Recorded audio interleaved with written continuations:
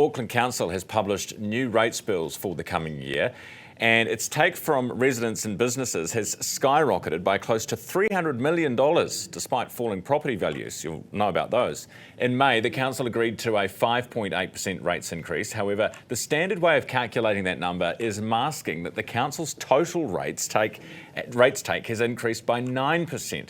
And a majority of residential properties will see their bill increase by more than what was promised. Sam Warren is the spokesperson for Auckland's Ratepayers Alliance and joins me this morning. Sam, good morning. Good morning, Ryan. Good to have you here. So what are you saying, that they're lying to us or misleading us, or what's going on? No, there's a standard way of calculating these rates, and I think there could be some work in actually making it a bit more transparent. That 5.6% really, it's closer to 9, I think. That tax take, as you say, it's increased by 300 million. That's being shared by every household in the region.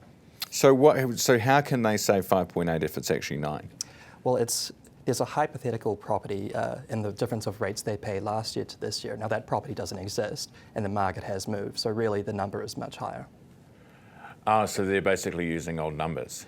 Well, that's also right. The CVs, which helps with the distribution of these rates, that's a year old, and there's been delays in releasing those too. Right.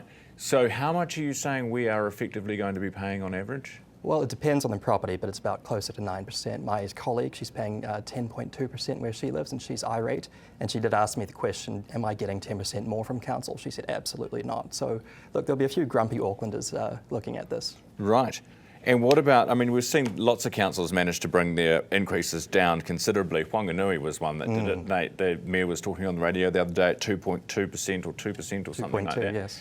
Yeah, so how do some manage to do it, not others? Yeah, every council's different. They have very different challenges. I know the mayor, Andrew Tripe, he was working very hard. The mayor here, Wade Brown, he is doing his best. As far as I know, he found 200 million in savings to keep rates as low as he could, but I think there's much more work to do. We push for rates increases to be as close to inflation as possible. And really, it comes down to how we prioritise spending and really cutting those costs where possible. Right. Sam, appreciate you coming in this morning. Thank you. Sam Warren, spokesperson for Auckland's Ratepayers Alliance. And if you want to compare the rates change in your area, you can use an interactive map at nzherald.co.nz.